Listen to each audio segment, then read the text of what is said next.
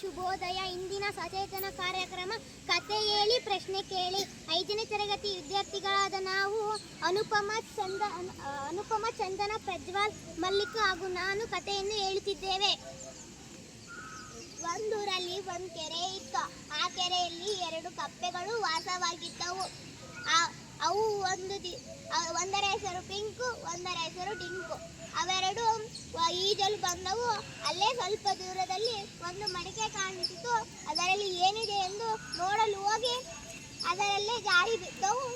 ಆವಾಗ ಪಿಂಕು, ಅಯ್ಯೋ ನಾ ಬದುಕದೇ ಇಲ್ಲ, ನನ್ನ ಕತೆ ಮುಗಿತಿವತ್ತು ಎಂದು ಹೇಳಿದವು. ಆಗ ಡಿಂಕು, ನಾನು ಧೈರ್ಯಶಾಲಿ, ಈ ಮಡಿಕೆಯಿಂದ ಹೊರ ಬಂದೇ ಬರ್ತೀನಿ ಎಂದು ಕೆನೆಯನ್ನು ಬಡಿಯುತ್ತಾ ತುಳಿಯುತ್ತಾ ಅದನ್ನು ಮುದ್ದೆ ತರ ಮಾಡಿ ಅದನ್ನು ಹತ್ತಿ ಜಿಗಿದು ಅದರ ಪ್ರಾಣವನ್ನು ಉಳಿಸಿಕೊಂಡಿತು. ನಾ ಗೆದ್ದೆ, ನಾ ಮಡಿಕೆಯಿಂದ ಹೊರ ಬಂದೆ, ನಾ ಗೆದ್ದೆ. ಈ ಕಥೆಯ ನೀತಿ ಸಮಯಕ್ಕೆ, ಸಂದರ್ಭಕ್ಕೆ ಬುದ್ಧಿವಂತಿಕೆಯನ್ನು ಉಪಯೋಗಿಸಿಕೊಂಡು ಧೈರ್ಯದಿಂದ ಎದುರಿಸುವುದು. ಈಗ ನೀವು ಕಥೆಯನ್ನು ಕೇಳಿ. ಕಥೆ ಇಷ್ಟವಾಯಿತೆ? ಈಗ ನಾನು ಪ್ರಶ್ನೆ ಕೇಳಬಹುದೇ? ಕೇಳಬಹುದು.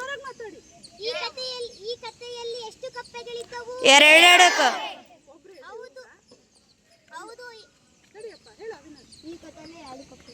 ಹೌದು, ಈ ಕಥೆಯಲ್ಲಿ 2 ಕಪ್ಪೆಗಳಿದ್ದವು. ಈ ಕಥೆಯಲ್ಲಿ ಬರುವ ಕಪ್ಪೆಗಳ ಹೆಸರೇನು?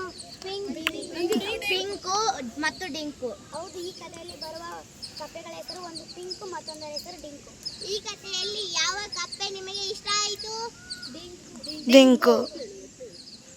ಈ ಕಥೆಯಲ್ಲಿ ನಮಗೆ ಡಿಂಕು ಕಪ್ಪೆ ಇಷ್ಟ ಆಯಿತು. ಹೌದು, ನನಗೂ ಕೂಡ ಡಿಂಕು ಕಪ್ಪೆ ಇಷ್ಟ ಆಯಿತು. ಏಕೆ ನಿಮಗೆ ಡಿಂಕು ಕಪ್ಪೆ ಇಷ್ಟವಾಯಿತು? ಆ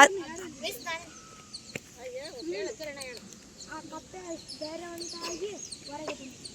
ಹೌದು, ನನಗೆ ಕೂಡ ಡಿಂಕು ಕಪ್ಪೆ ಇಷ್ಟವಾಯಿತು. ಅದರ ಧೈರ್ಯ ನನಗೆ ತುಂಬಾ ಇಷ್ಟವಾಯಿತು.